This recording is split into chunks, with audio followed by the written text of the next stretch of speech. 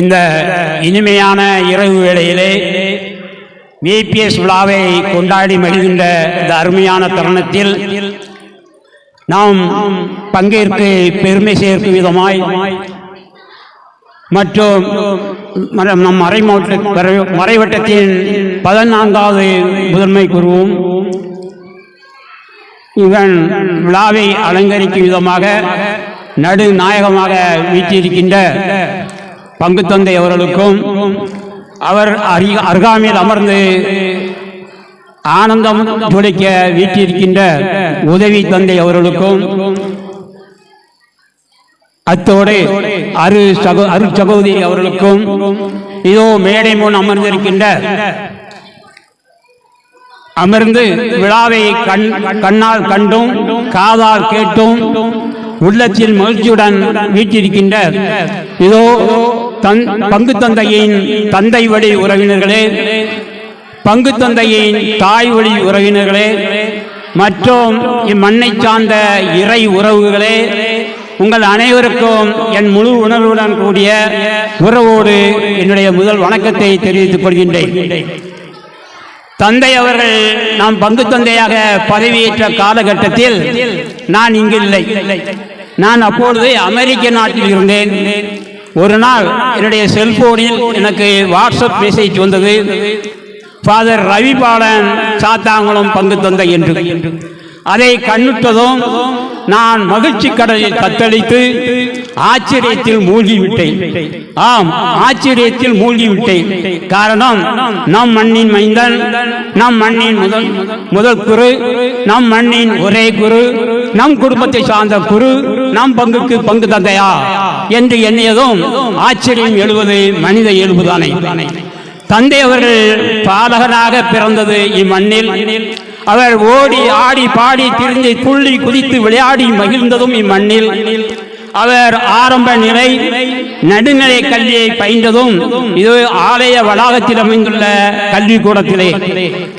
அவர் பெற்ற அருள் சாதனங்கள் அனைத்தும் குருத்துவத்தை தவிர மற்ற அனைத்தையும் பெற்றது இவ்வாலயத்தில்தான். அவர்கள் பெற்றோர் பிறந்ததும் இம்மண்ணில் தான். அவர்கள் திருமணம் உட்பட அனைத்து அருள் சாதனங்களையும் பெற்றதும் இவ்வாலயத்தில் தான். அவர்களின் தந்தை அடக்க திருப்பலி நடைபெற்றதும் இவ்வாலயத்தில் தான். அவருடைய தந்தையின் தந்தை பிறந்ததும் இம்மண்ணில் தான். அவர் அருள் சாதனங்களை பெற்றதும் இவர் ஆலயத்தில் தான். அவருடைய தந்தை இந்த ஊரில் முதலாக கத்தோலிக்க மதம் உருவாகின்ற பொழுது மனம் திரும்பியவர்கள் கத்தோலிக்கர் அவர்தான் சுப்பை முக்கந்தர் என்று அழைக்கப்படுபவர். அவருடைய வழித்தோன்றல் தான் நம் பங்கு தந்தை. இவ்வாறு சாத்தாங்குளத்தில் பூர்வீக கத்தோலிக்க குடும்பத்தை சார்ந்தவர். அவர் வள்ளியூர் பாத்திமா அன்னை ஆலயத்தில் குறிப்பட்டம் பெற்று முதலாவதாக நாம் ஆலயத்தில் தன்னுடைய நன்றி திருப்பலியை நிறைவேற்றினார்.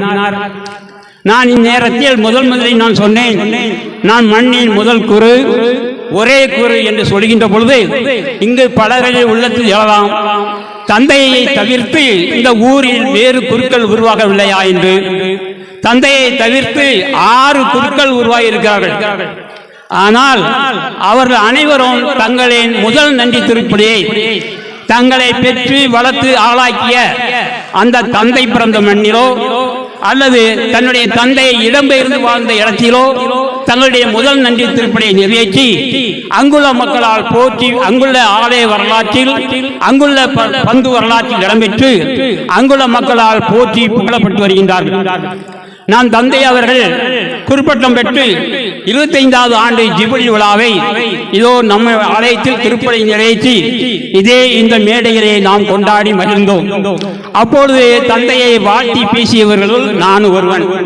அதன் பிற்பாடு இன்றுதான் இந்த மேடையில் தோன்றி அதுவும் தந்தைக்கு நன்றியுரை வழங்குவதற்காக வந்துள்ளேன். நன்றி மறப்பது நன்றென்று நம் தந்தை அவர்கள் நமக்கு பங்கு தந்தையாக கிடைக்கப்பட்டது இறைவன் நமக்கு கொடுத்த மாபெரும் கொடையாகும். அந்த இறைவனுக்கு நாம் முதலில் நன்றி சொல்ல கடமைப்பட்டுள்ளோம். அடுத்து நம்முடைய ஆலய பெயர் தாங்கிய இறுதி அன்னை, அந்த இறுதி அன்னை நான் ரவிபாலன் தந்தை அவர்களால் இந்த ஆலயம் புது பொலிவு பெறும் என புதுமை புரிந்தவள். அந்த இறுதி அன்னைக்கு நான் நன்றி சொல்ல கடமைப்பட்டுள்ளோம். அந்த இறுதி அன்னை சுரூபமானது தந்தை எப்ரேம் சுவாமி காலத்தில் நிறுவப்பட்டது. அதை அந்த சுருவத்தை வாங்கி தந்தவர் நாம் பங்கு தந்தையின் தந்தை என்பதை இந்நேரத்தில் நான் நினைவு கூற விரும்புகின்றேன். தந்தை அவர் அந்த நேரத்தில் இந்நேரத்தில் அடுத்ததாக நன்றி சொல்வது பரிசுத்த ஆவியால் தூண்டப்பட்டு தீர்க்க தரிசனமாக இதனால் இவன் முடிக்க என்று ஆய்ந்து அதனை அவன் கண் விடல் என்ற பொய்யாமொழி புலவரின் கூற்றுக்கிணங்க சாத்தாங்குளம் பங்கிற்கு பொருத்தமான தந்தை இவர் அரிய பெரிய காரியங்களை செய்ய வல்லவர் என்பதை உணர்ந்து நாம் ஆயர் ஸ்டீபன் அவரை இங்கு பங்கு தந்தையாக நியமித்தமைக்கு அந்த ஆயருக்கும் நேரத்தில் நாம் நன்றி சொல்ல கடமைப்பட்டுள்ளோம். அடுத்து இந்த பொழுதில் பெரிதோக்கும் தன் மகனை சான்றோன் என கேட்டதாய் இம்மகனை பெற்றெடுக்க இவர் தந்தை என்ன தவம் செய்தார் என்பதற்கு இணங்க அவருடைய பெற்றோர் இளம் வயதிலேயே தன் மகன் ஒரு குருவாக உருவாக வேண்டும் என்று கனவு கண்டு மகிழ்ந்தார்கள். அவர்கள் கூசை பதிபோல் பாக்கிய செல்வம் இந்த பூவுலையில் இல்லையே என்பதற்கெனங்க அவர்கள் தினசரி ஆலய பூசையில் பங்கு பெற்று தன்னுடைய மகனை குழந்தை பருவத்திலிருந்தே தினசரி ஆலயத்துக்கு அழைத்து வந்து அவருக்கு ஒரு முன் உதாரணமாகவும் வழிகாட்டியாகவும் பிறந்தார்கள். அவருக்கு குழந்தையாக இருக்கும் போதே ஞானப்பால் ஊட்டி விசுவாசத்தில் ஊன்றி வளர்த்து பக்தி காரியங்களில் ஈடுபட செய்து இன்று ஒரு குருவாக உருவாக்கி இன்று நம் மண்ணின் பெருமைக்கு சான்று பகிர்ந்தார் என்றால் அதற்கு அடித்தளமிட்டவர் அவருடைய பெற்றோர்கள். எனவே இந்நேரத்தில் அவருடைய பெற்றோருக்கும் நாம் நன்றி சொல்ல கடமைப்பட்டுள்ளோம். அடுத்து நம்முடைய தந்தை இந்த 5 ஆண்டு காலத்தில் நமக்கு ஆற்றிய பணிகளை நினைத்து நாம் நன்றி சொல்ல மிகவும் கடமைப்பட்டுள்ளோம். அவர் அளப்பரிய பணிகளை இந்த ஊரில் செய்துள்ளார். அதில் தலை சிறந்த பணி ஆலயம் புதுப்பித்த பணி. சுமார் 75 ஆண்டுகளுக்கு முன் அன்றும் இன்றும் என்றும் நம் உள்ளத்தில் கூடிக்கொண்டிருக்கின்ற மரியஞான சுவாமி அவர்களால் கட்டப்பட்ட ஆலய கோபுரம் அதை சுண்ணாம்பு சாந்தால் பூசப்பட்டது. ஆலயத்தின் பக்கவாட்டிலும் அந்நேரத்தில் சாந்து செங்கலால் கட்டப்பட்டதோடு இருந்தது. அதனை சுண்ணாம்பு சாந்து கொண்டு பூசிய வரும் அந்த தந்தையை 75 ஆண்டுகள் ஆகின்ற காரணத்தினால் அந்த சுண்ணாம்பு சாந்து பெயர்ந்து விழுகின்ற நிலை, அது ஆலய கோபுரத்தில் உள்ள சின்ன சின்ன கோபுரங்கள் எல்லாம் வெடித்து பிளந்து நிற்கின்ற நிலை, அந்த சின்ன சின்ன கோபுரத்தில் உள்ள பூக்கள் எல்லாம் உதிர்ந்து மொட்டையாக காட்சியளிக்கின்ற நிலை, அந்த கோபுரத்தில் அழகுக்காக வைத்துள்ள கிருள்கள் உடைந்து பெரிய தோரம் வட்ட வட்ட தோரங்கள் உந்து காணுகின்ற நிலை. தந்தை அவர்கள் அதையெல்லாம் கண்ணுற்று தான் பிறந்த மண் என்ற தூண்டுதல் அவருக்கு இருந்ததனால் அது அனைத்தையும் அந்த சாந்து அனைத்தையும் கொத்தி இரு கோபுரங்களின் சாந்தையும் கொத்தி பூசி சிமெண்டினால் பூசி அதே நேரத்தில் மத்திய பாகத்தையும் கொத்தி பூசி இன்று புதிய ஆலயம் போல் வெண்மை தொடங்க செய்துள்ளார்கள். ஆலயத்தின் பக்கவாட்டிலும் சுண்ணாம்பு சாந்தை எல்லாம் கொத்தி பூசி அதையும் வெண்மை தொடங்க செய்துள்ளார்கள். அந்த ஜன்னல் மழை பெய்கின்ற போது மழை துவானங்கள் எல்லாம் ஆலயத்திற்குள் வந்து ஈரப்படுத்துகின்ற நிலை.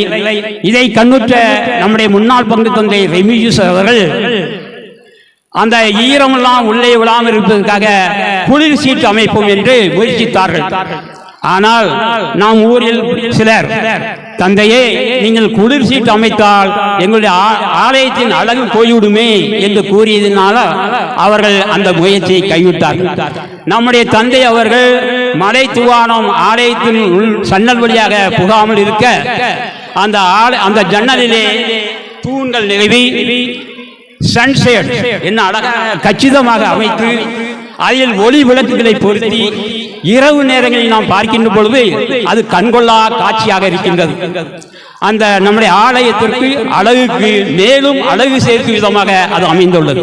நாம் இரவு நேரத்தில் அதை கண்டு ரசிக்கலாம். தந்தை அவர்கள் அடுத்து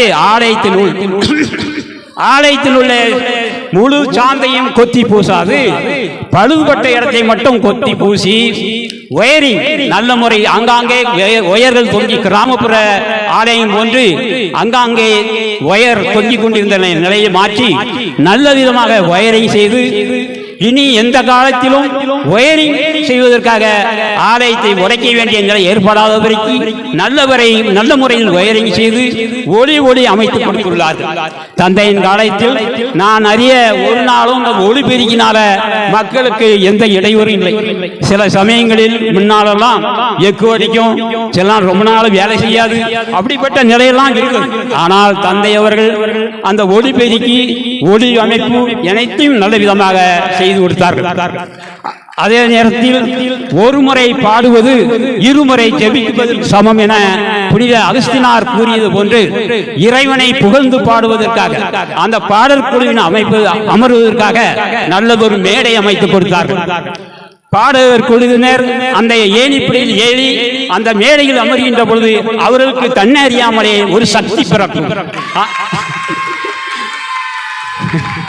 அந்த வகையில் நல்ல ஒரு மேடை அமைத்துக் கொடுத்தார்கள். பழையன கழிதலும் புதியன புகுதலும் என்பதற்கொப்ப புதிய பாடல் இசைக்கின்ற புதியவர்களை நியமித்து அந்த புதியவர்களை மகிழ்ச்சி காண செய்தார்கள். அவர்கள் மகிழ்ச்சியில் தந்தையும் மகிழ்ச்சி அடைந்தார்கள். அடுத்து பீடத்தின் தளத்தை கொத்தி பளபளக்கின்ற நல்லதொரு தளத்தை அமைத்துக் கொடுத்தார்கள். கிராதி அமைத்து நற்கனை பற்றி புதிதாக ஸ்தாபித்து பீடத்தில் வாசக ஸ்டாண்ட் அமைத்து சூசைப்பர் சுருவம் மாதா சுருவம் இருக்கின்ற இடத்தெல்லாம் அலங்கரித்து ஒளியை அமைத்து நம்ம பார்ப்பதற்கு ஒரு பக்தியை தூண்டுகின்ற அளவுக்கு செய்து முடித்தார்கள். மூன்றாம் கட்ட பணியாக என்னை மிகவும் கவர்ந்தது திருப்பண்டாரை. பர்னபாஸ் தந்தை அவர்கள் தொலைநோக்கு சிந்தனையோடு ஆலயத்தை விரிவாக்க செய்ய வேண்டும் என்று அந்த சக்கிரி சிந்த அறையை பலிபீடமாக மாற்றினார். அந்த சக்கிரி அறை மிகப்பெரிய அறை, அதில் மாடி இருந்தது. தந்தை அவர்கள் ஆலயத்துடைய பழமை மாறாமல் யாராவது முதலில் நம்முடைய ஆலயத்தை பார்க்கின்ற பொழுது இந்த ஆலயம் முழுதும் மொத்தமாக கட்டப்பட்டது என்றுதான் நினைப்பார். திருப்பண்டாரை இரண்டாவது கட்டப்பட்டது என்று நமக்கு தான் தெரியும். ஆனால் முதலில் ஆலயத்தை பார்க்கின்றவர்கள் இந்த ஆலயம் முழுமையாக முதலில் கட்டப்பட்டது என்றுதான் நினைப்பார். அந்த வகையில் பழமை மாறாமல் அழகாக செவனை திருந்த செய்வதற்கு தந்தை அவர்கள் எதையுமே நல்ல முறையில் செய்ய உள்ளவர். அங்க சக்கரி அமைத்து மேலே மாடியும் அமைத்து திருப்பண்டங்கள் வைப்பதற்கும் பூசை ஆடைகளை வைப்பதற்கும் நல்ல ஏற்பாடு செய்துள்ளார்கள். அது என்னை மிகவும் கவர்ந்தது. தந்தை அவர்கள் ஆலய வெளிப்புறத்திலே இதோ மரியாயின் கெபி அதையும் புதுப்பித்து அதில் பெருநத் சுருவத்தையும் அமைத்து அந்த காலத்தில் எல்லாரும் மெழுகுதிரியை கொளுத்தி உள்ளே புகையடைய வைத்துள்ளார்கள். பங்கு தந்தைகளாம் எச்சரித்தும் கேட்க மாட்டார். ஆனால் தந்தையின் காலத்திலே மெழுகுதிரி ஏற்றுவதற்கு தனி ஸ்டாண்ட், ஆலயத்தின் உள்ளே மெழுகுதை எரித்து திருவிழா காலங்களில் தீப்பிடித்து எரியும், ஆலய சுவரெல்லாம் கரிபடிந்து விடும். தந்தை அவர்கள் யாரும் மெழுகுதிரியை பற்றைக்க கூடாது என்று வெளியிலே அதற்கான ஸ்டாண்ட் அமைத்து கொடுத்து நல்லது ஒரு அமைப்பை நமக்கு உருவாக்கி கொடுத்தார்கள். அந்த கெபியின் அருகிலே கெபிக்கு அருகிலே கெபி வழிபாடு நடத்துவதற்கான திருப்பண்டங்கள் அனைத்தும் வைப்பதற்கு ஒரு அறையை செய்து கொடுத்தார்கள் அந்த துவக்க காலத்திலேயே.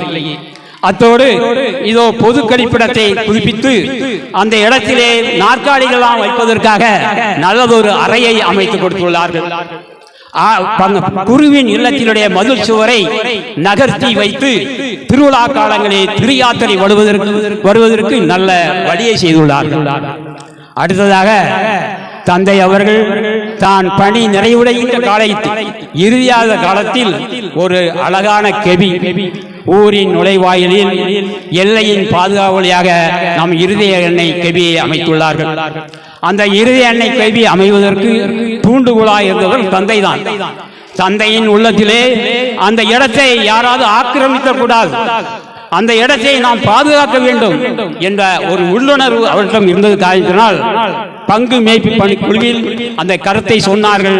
அந்த நேரத்தில் பங்கு மேய்ப்பு குழுவினர் அதில் ஒரு கெபி அமைக்கலாம் என்று தீர்மானித்தபடி தந்தைக்கு அது நல்லதென கண்டார். நல்லதொரு கெபியை அவர் அமைத்துக் கொடுத்தார். குறுகிய காலத்தில் நாம் இந்த பங்கு விட்டு போகிறோமே, பணம் பிரிக்க முடியுமா என்றெல்லாம் சிந்தித்தாலும் கடவுள் அவருக்கு துணையாக இருப்பதனால் நல்லதொரு கெபி அமைத்து கால்நடையில் செல்வோரும் இருசக்கர வாகனத்தில் செல்வோரும் 4 சக்கர வாகனத்தில் செல்வோரும் பேருந்தில் செல்வோருக்கும் கண்டெய்னர் லாரி போன்றவற்றில் செல்வோருக்கும் அவள் அருள் பாவித்துக் கொண்டிருக்கின்றார். இது நம்முடைய மாதா பக்தியை வளர்ப்பதற்கு நல்லதொரு எடுத்துக்காட்டாக திகழ்கின்றது. இது அடுத்ததாக இந்நேரத்திலே அந்த கெபி அமைவதற்கு பங்கு மேய்ப்பு பணிக்குழு பேரவை உறுதுணையாக இருந்தது. அந்த இடத்தில் தூண்டுதலால் செயல்பட்டதனால அது அமைந்தது. பங்கு மேய்ப்பு பணிக்குழு, அதாவது பங்கு பேரவை நமது ஊரில் இல்லை. பங்கு தந்தையும் பங்கு மக்களையும் இணைத்து பாலமாக செயல்படுவதற்கு எந்த ஒரு அமைப்பும் நம்ம ஊரில் இல்லை. பல தந்தையர்கள் மறைமாவட்ட ஒழுங்கின்படி பங்கு பேரவை அமைக்க வேண்டும் என்று முழு மூச்சில் ஈடுபட்டார்கள். தந்தை லியோன் அவர்கள் அன்பியங்களை உருவாக்கி அதற்கு அப்போஸ்தலர் பெயரிட்டு தந்தை தூத்துக்குடியிலிருந்து அருள்வளம் தந்தையை வரவழைத்து அன்னை தெரசா மண்டபத்தில் கூட்டம் நடத்தி அவர் முயற்சித்தார் பங்கு பேரவை அமைக்க. பலன் இல்லை. அடுத்ததாக வந்த பர்னபாஸ் தந்தை அவர்கள் அந்த அப்போஸ்தலரின் பெயரெல்லாம் எடுத்துவிட்டு மரியாதையின் பெயர்களை வைத்தார். வைத்ததோடு அல்லாமல் ஒவ்வொரு அன்பியத்திலிருந்தும் ஒரு ஆணும் பெண்ணையும் தேர்ந்தெடுப்பதற்கு நான், ஜேம்ஸ் ஆசிரியர், ஐசக் ஆசிரியர் மூன்றோரும் ஒவ்வொரு அன்பியத்திலே ஒரு வீட்டுக்கு சென்று எல்லோரையும் கூட்டி வைத்து ஓட்டு செலுத்தி ஒரு ஆணையும் பெண்ணையும் தேர்ந்தெடுத்தோம். ஆனால் அதுவும் செயல்படவில்லை. அதன் பின் வந்த 8 தந்தையவர்கள், ரெமிகிசன் அவர்கள் பொதுநிலையர் தூத்துக்குடிங்கிறதுல வந்து ஆட்களை வந்து ஒவ்வொரு அன்பியத்திலும் வந்து தயார்படுத்தினார்கள்.